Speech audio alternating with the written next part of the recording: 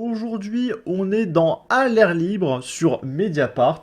On va écouter le témoignage d'une femme voilée qui explique que dans le milieu professionnel, on sent tout de suite si le voile pose un problème ou non. Mariam Pouchtou, étudiante en Master 2 de sociologie.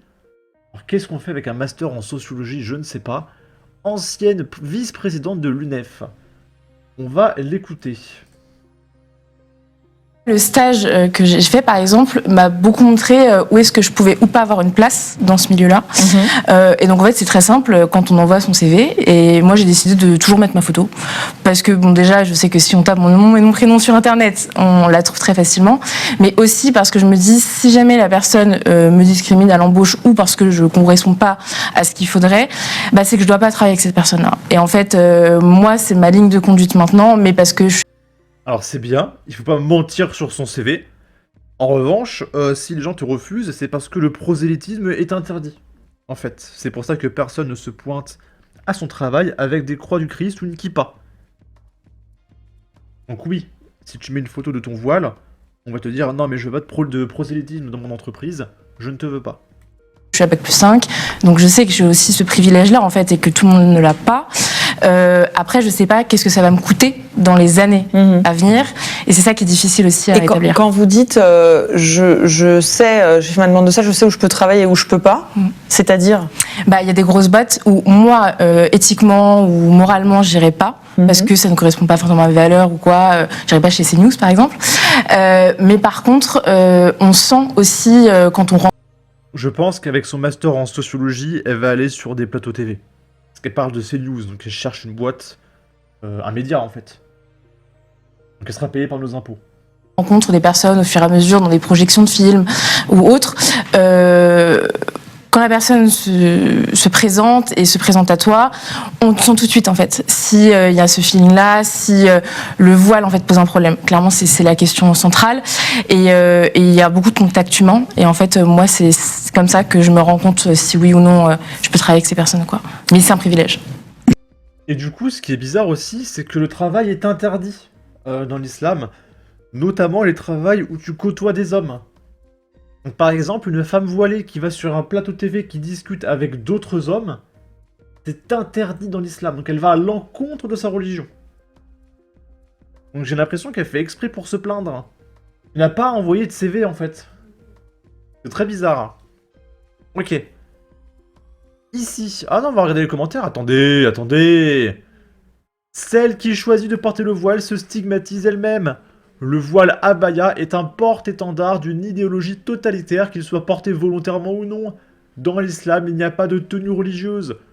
Je mets tout le monde au défi de me citer un verset coranique sur le voile des femmes. J'ai dit, je défie quiconque. Le hijab comme liberté féministe, non mais je rêve Mediapart. Drague dans les quartiers pour son créateur immense merluche. Comme si le hijab, la burqa, le voile imposé à des millions de femmes dans beaucoup de pays musulmans n'était pas un asservissement des femmes. Rien ne l'empêche de lancer son entreprise. Le cas échéant, elle fait comme tout le monde, elle s'adapte. La religion, c'est comme un truc que je peux pas dire sur YouTube, c'est à la maison. Ici, on est à Paris, et il y a l'Institut pour la justice qui illumine le Trocadéro en hommage à Matisse.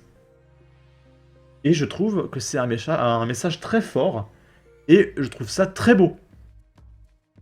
Et on n'a toujours pas un mot des gauchistes, ou de Omar Sy, ou de Mbappé, toujours pas. Toujours pas, les copains.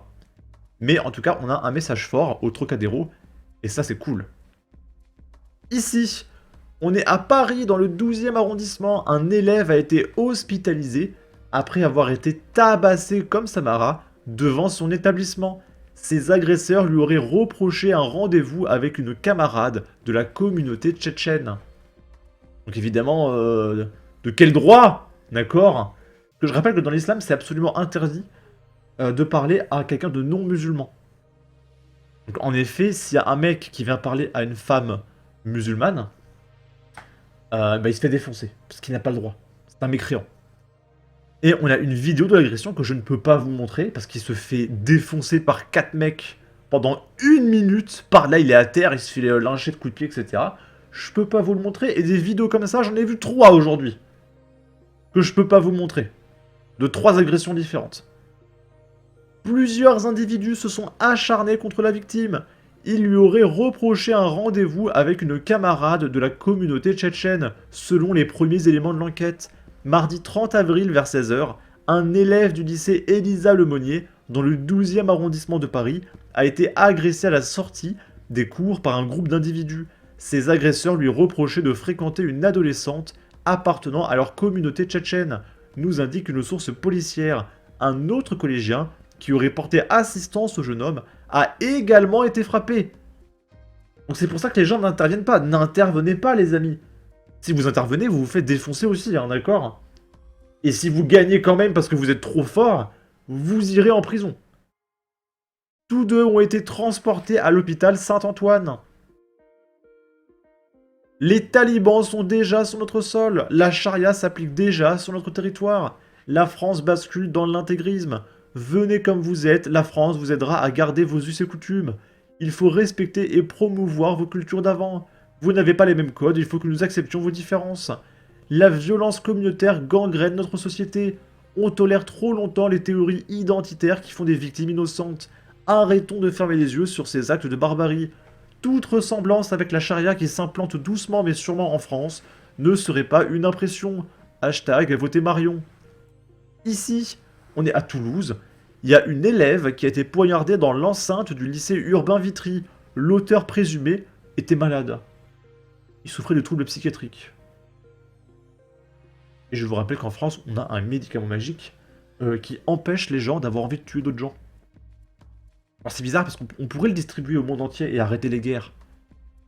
Mais visiblement, ce médicament est réservé aux Français. Donc je comprends pas trop cette histoire. Pourtant, on pourrait être multimilliardaire, hein, d'accord? Avec un tel médicament. Mais non, c'est que pour les Français, ok. Les faits ont eu lieu ce jeudi 2 mai aux alentours de 17h. Selon les informations de la dépêche du midi, un homme âgé... Quoi? Âgé avec un A tréma. Âgé de 19 ans, s'est introduit au sein du lycée urbain Vitry de Toulouse ce jeudi 2 mai, aux alentours de 17h. Sur place, il aurait poignardé une élève de 16 ans à plusieurs reprises au niveau du bras. D'après les premiers éléments, l'homme a pu être interpellé par les forces de l'ordre et il souffrirait de graves troubles psychiatriques. La victime a été prise en charge par les secours pour des blessures qui seraient superficielles. Les motivations de l'assaillant ne sont pas encore connues. Ok. Du coup, bah, je suppose qu'il va prendre un petit médicament, il ira mieux et on va le relâcher. Ok. J'imagine les parents, au moment où l'ado part au lycée, n'oublie pas tes médicaments et ton couteau.